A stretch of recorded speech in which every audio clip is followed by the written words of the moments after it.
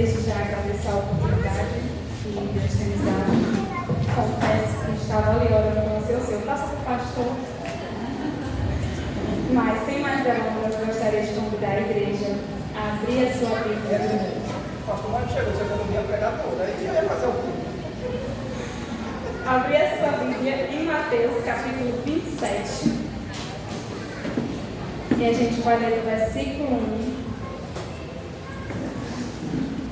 em diante. Mateus, capítulo 27. Que diz o seguinte, irmãos: E chegando amanhã, todos os príncipes dos sacerdotes e os anciãos do povo formaram juntamente um conselho contra Jesus para o matarem. E manifestando-o levaram e entregaram ao governador Pôncio Pilatos. Então Judas, o que o traíra, vendo que fora condenado, trouxe arrependido as 30 moedas de prata e aos príncipes dos sacerdotes e os anciãos, dizendo: pequei, traindo sangue inocente.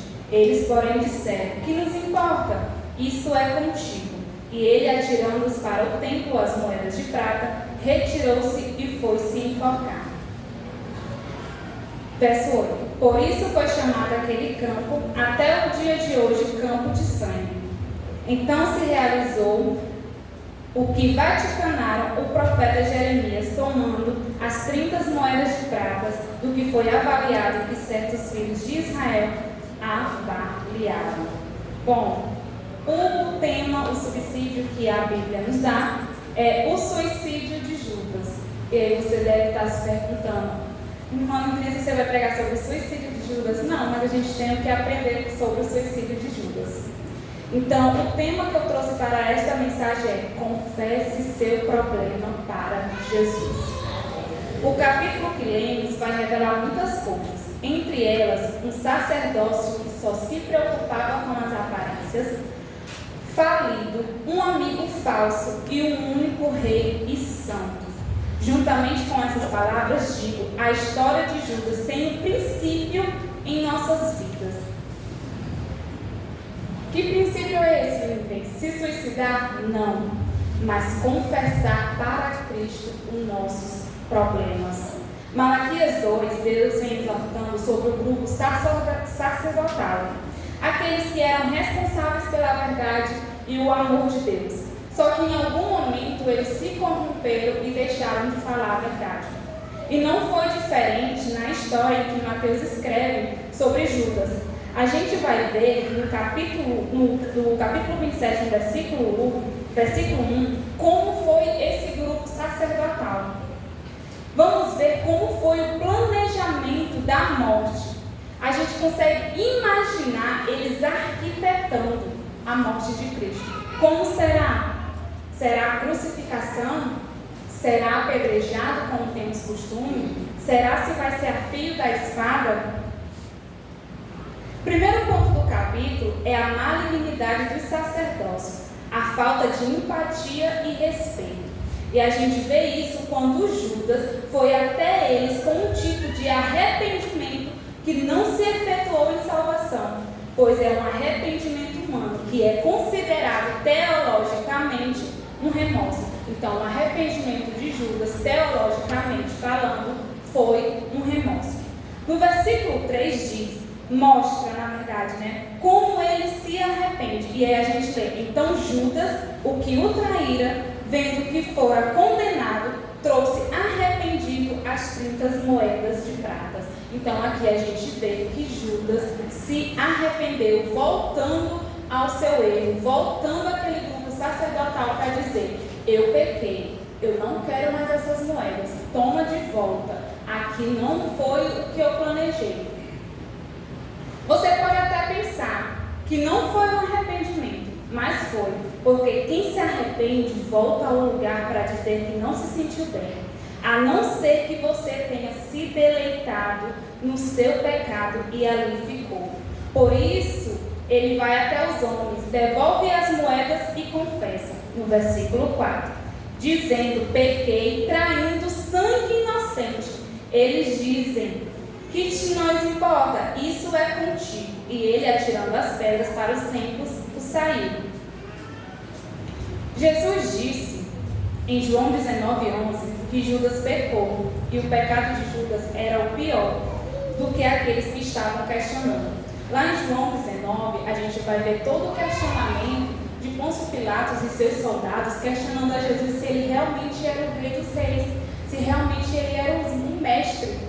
Só que todo aquele questionamento foi em vão, porque eles no fundo sabiam que Jesus era o rei. No fundo eles sabiam que Jesus era o único e suficiente pecador, o único e suficiente salvador.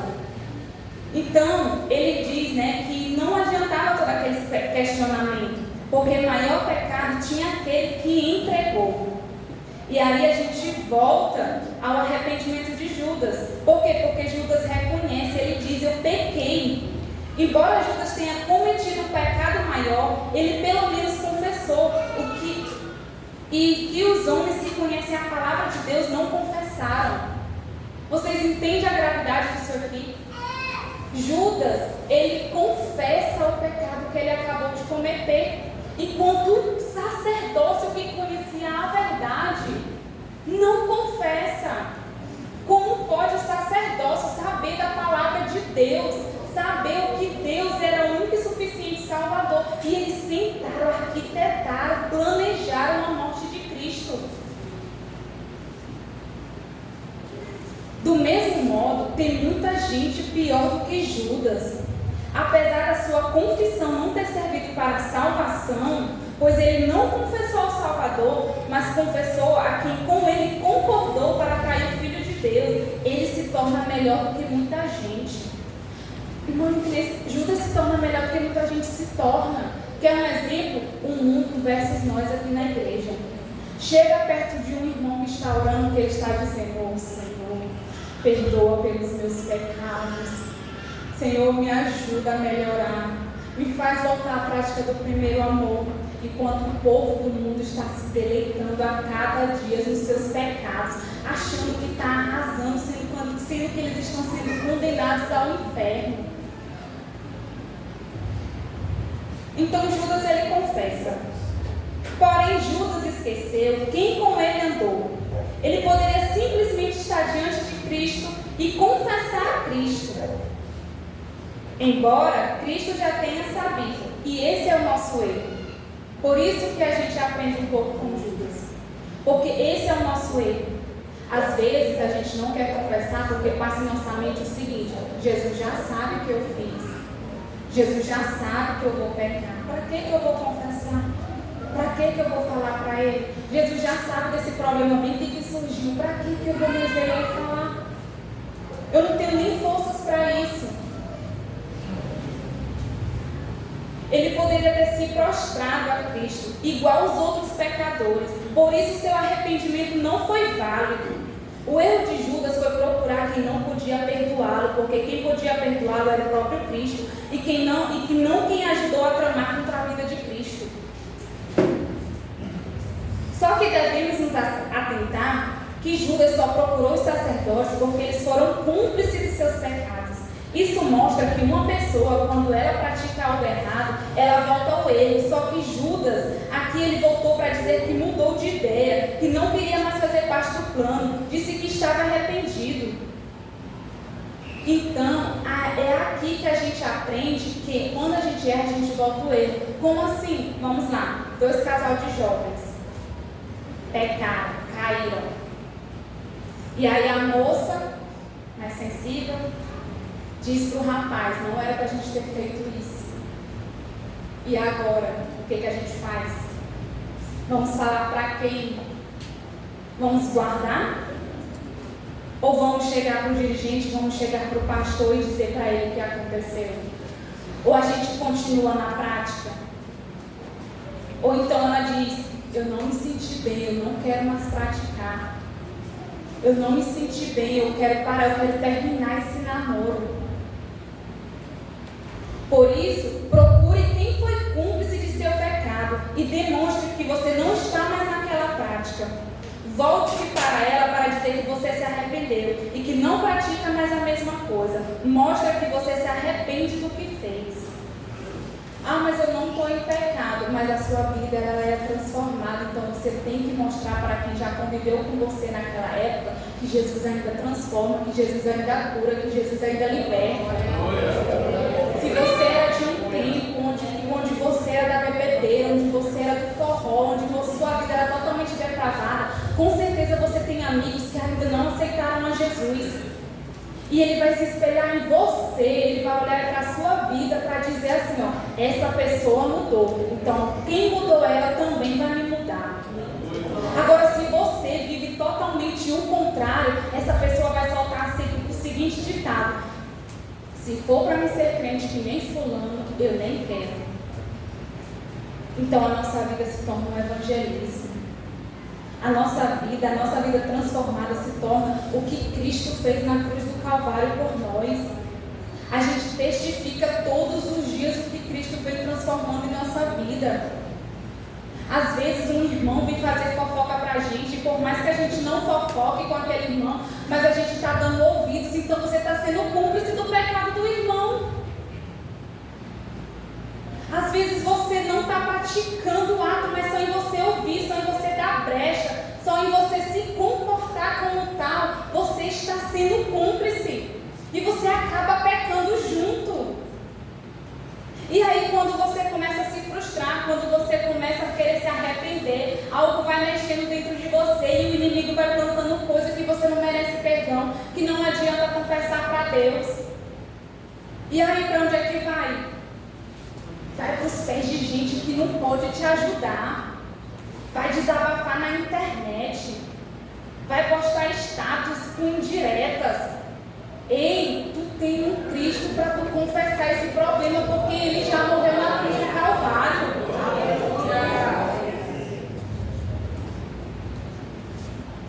Assim você demonstra que de fato existe mudança e que o Cristo que te tocou transformou sua vida.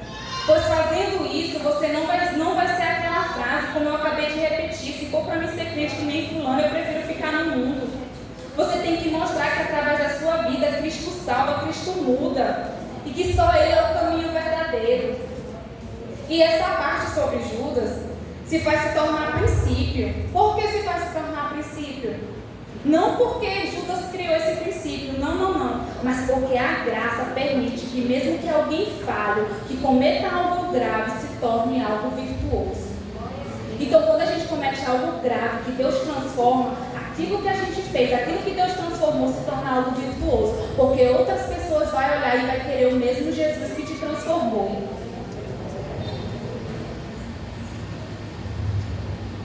Princípio verdadeiro. Judas ainda tinha graça, por isso ele se volta e se arrepende.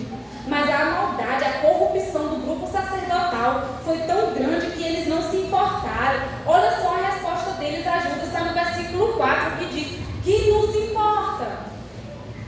Judas volta para ele e ele solta: quem nos importa? Ou seja, o que eu tenho a ver com esse problema?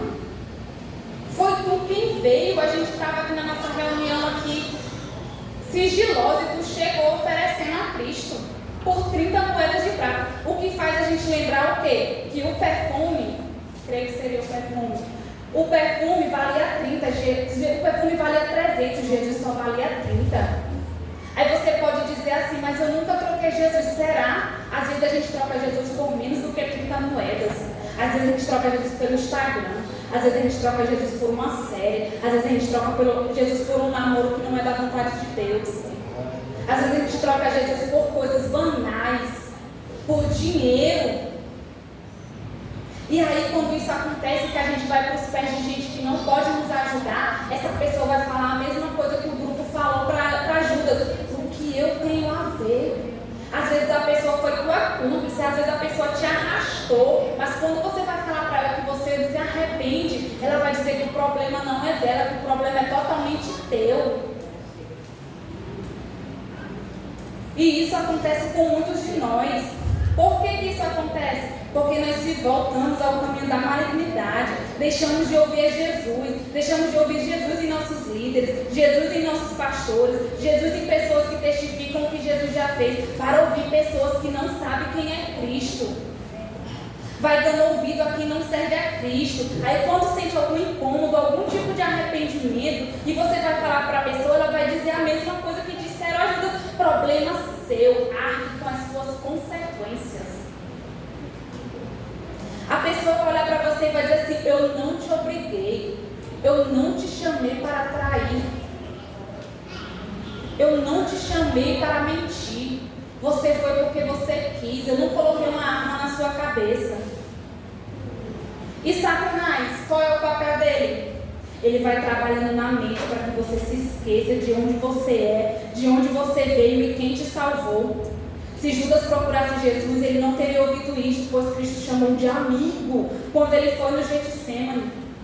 Logo, essa história sobre Judas nos ensina que nem tudo deve ser contado como se fosse jornal. Você deve falar para quem entende, para quem já passou, para quem Deus vai levantar para te ajudar. Então, para de ficar contando o seu problema, o seu pecado, o seu erro para as pessoas que fazem a mesma coisa. Se ajoelha, conta para Jesus. Vai ter dia que você vai querer cair, vai ter dia que você vai querer pecar, vai ter dia que vai estar tudo revirado. E você vai fazer o quê? E contar nas redes sociais? Não. Você vai se ajoelhar e vai dizer assim: Senhor, hoje eu quero pecar. Hoje eu quero desviar porque está tudo dando errado. Eu não quero mais ser crente não, porque eu tentei resolver esse problema aqui e não deu certo. Sendo que na verdade esse problema já era para estar nos pés de Jesus.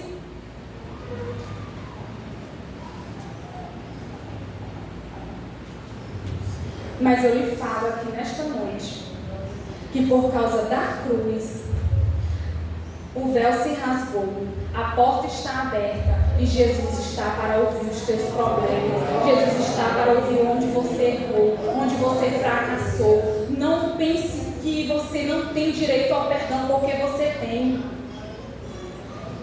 Confesse a Ele, porque quem nunca foi salvo pela cruz vai dizer que o problema é seu.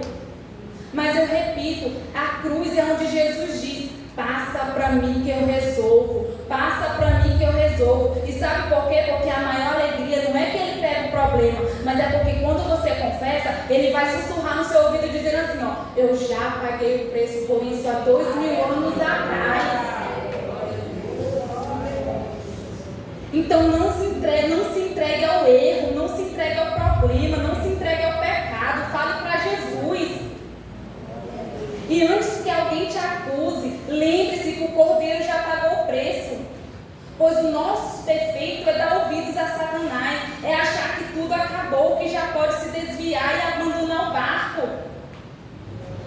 Porque o inimigo, ele usa disso, ele usa a consciência. Gente, o nosso pior inimigo é a nossa consciência. Quem nunca praticou um erro e ficou sem orar porque a voz dizia assim no ouvido: ele não vai te ouvir. Nem adianta orar, nem adianta jejuar, porque você errou e esse pecado foi feio. Sendo que Jesus só está dizendo assim: eu sei que tu errou, eu sei que tu pecou, mas se ajoelha e confessa para mim, se ajoelha e chora para mim, se ajoelha que eu vou te transformar, se ajoelha que amanhã vai ser um novo dia, se ajoelha que quando você se levantar, você vai ter uma vida renovada. E no versículo 5, Judas foi com seu pecado e ele foi se enforcar. Judas só pratica esse ato, pois sua mente foi denominada por demônios, sufocada, podemos dizer. Por isso eu digo, cuidado com quem você vai falar, cuidado para quem você dá ouvidos. Às vezes a morte ela é espiritual e você acha que está tudo bem, quando você vê, não tem mais forças para se levantar. Porque você está dando ouvidos a pessoas que não têm conselhos certos para te dar. E eu digo uma coisa, a cruz, ela te conecta a pessoas certas na hora certa. Então, quando algo estiver passando, que você contar para Jesus, Ele vai levantar pessoas para te ajudar. Ele vai levantar pessoas para te orientar, assim como Ele fez com Davi, que levantou Jonatas para dizer a Davi qual era o erro. Pois por procurar pessoas erradas, muitas pessoas tomam decisões precipitadas. Lembre-se do filho pródigo que voltou para o pai. Não volte para pessoas que não sabem o teu problema. Não volte para pessoas que sabem onde você errou. Se você for voltar, seja para mostrar que você foi transformado. Volte para dizer que Jesus te transformou e que vai transformar a vida dela também. Volte para você testemunhar que Jesus Cristo pagou pelo preço. e o pecado tem perdão. Enquanto a gente estiver nessa terra, a gente está em busca da santificação para morarmos em céu de glória. Faça como o filho pródigo. O filho pródigo, quando ele saiu da casa do pai, ele não foi para outros lugares não, embora ele tenha gastado tudo, com tudo que vinha a ele ali naquele momento. Quando ele cai em si, ele volta para o pai, ele se arrepende, ele corre para os braços do pai. E quem é que está esperando ele? O pai. Então, às vezes, Jesus está te esperando de braços abertos e você, às vezes, não ouvindo a voz do inimigo. Para concluir, eles não aceitaram a oferta de volta, pois o dinheiro era sujo, segundo eles. E você pode até pensar, mas era sujo mesmo. Cristo foi comprado, Cristo morreu, Cristo foi vendido. Mas se o dinheiro era sujo, quem foi que deu o dinheiro? Foram eles. E o que a gente faz? A gente às vezes faz que nem um grupo sacerdotal. O que a gente faz? Às vezes a gente conceitua o pecado alheio para diminuir o nosso, em nossa consciência. Quer um exemplo? Eu errei, mas fulana fez pior. Eu errei, mas quem começou foi fulano. Pastor, eu caí, mas foi meu namorado que me chamou. Eu errei, mas foi porque me mandaram uma mensagem me chamando e eu fui.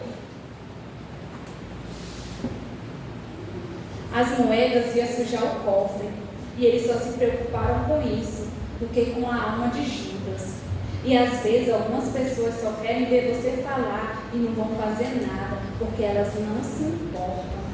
Mas Cristo, esse sim vai te conectar com pessoas certas para te ajudar. Cristo vai liberar perdão e vai te trazer de volta a aliança. Por isso eu lhe trago nesta noite, cuidado para não fazer escolhas erradas. Perca tudo, mas não perca Jesus. Não troque a cruz por coisas que não vai te ajudar. Não faça como Judas. Não meta os pés pelas mãos. Não tome decisões precipitadas. Antes de você se desesperar, antes de você abrir portas para a ansiedade, antes de você abrir portas para a depressão, se ajoelhe e confesse. Se ajoelhe e fale para Jesus onde é que está o erro. Não queira arcar com esse problema sozinho. Você tem alguém que já morreu por isso. E essa morte não foi em vão. Você não vai precisar mais pegar um cordeiro, um animal, para poder suprir todos os seus pecados, não. Esse pecado já foi pago. Jesus sabia que esse erro ia ser cometido. Se ajoelhe e se renda aos seus pés. Eu não sei o que você tem enfrentado, ou qual pecado cometeu, ou qual erro, se você está frio espiritualmente, ou se você não está. Mas não esqueça, Jesus está de braços abertos, esperando a qualquer momento você confessar o seu problema. Não fale para ninguém, fale para Jesus. Antes de você desabafar com qualquer pessoa, se ajoelhe, chore para Ele, fale para Ele, porque tudo Ele vai poder fazer. Não troque a cruz por moedas. Às vezes a gente troca a cruz por moedas. Às vezes a gente esquece quem é aquele que é maior e que fez tudo por nós. E a gente quer resolver as coisas sozinhos. Às vezes a gente quer pegar um problema, aí eu vou tentar resolver e tenta resolver e não consegue. Ou então vai se deitando naquele pecado, vai se deitando e Satanás dizendo, vai ficando. Porque Satanás, irmãos, ele é assim. Como eu vi um pastor falando uma vez, Satanás, quando ele quer te conquistar, ele senta para você montar em cima dele. Aí ele vai te levando, e você pensa que está arrasando, você pensa que está top, você pensa que está dando tudo certo. Mas aí quando você chega lá onde você achou que chegou e está tudo bem, Satanás te derruba e diz, agora é minha vez de sentar em você. Mas aí Jesus diz, aqui não, Satanás, porque eu paguei o preço e ele é meu. Aqui não, Satanás, porque ele vai confessar, vai se arrepender e vai voltar para mim. Não deixe o inimigo dizer a você que você não merece mais perdão. Não deixe ele dizer que você não tem mais acesso. Não deixe ele dizer que você é Judas. Diga, eu tenho Cristo por mim. Seu sangue derramou e por causa do seu sangue hoje eu posso ter existe salvação, que existe transformação, que eu posso adorar